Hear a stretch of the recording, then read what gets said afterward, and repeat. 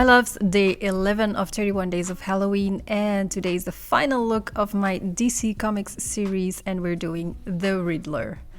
So skin is prepped and ready to go. We start off by blocking our brows. We won't be needing those because they will be covered with a beautiful purple face mask, a Riddler classic. Applying the base routine, foundation, contour, and a very light concealer because I will be applying a green eyeshadow and I really want to make it pop, so I'm using the lightest shading concealer that I have. I'm using my favorite Be Perfect Carnival 2 palette. It's an amazing palette. You see me use it all the time. There's beautiful shades, beautiful colors, and it's super pigmented. So I'm popping a bit of green. It's a darker shade of green. I'm really popping that into the outer corner and gently drag that into the crease. Start blending that upwards to the tailbone and outwards to create a more lifted effect, and also going underneath the eye.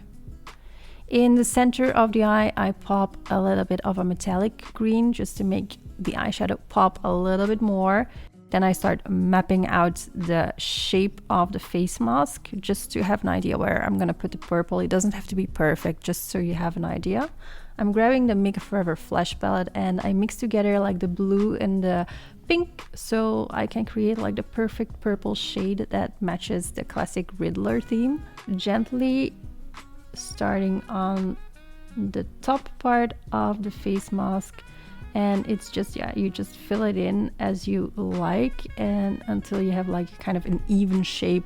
But once you're kind of happy with the shape and it's kind of symmetrical, you set everything with powder. You use a lot of it and then powder off the excess, and then you're ready to move on to the fun part, and that's applying glitter. I'm using the fixed gel from Moon Creations and some chunky glitters I had laying around from Gypsy Shrine, I think.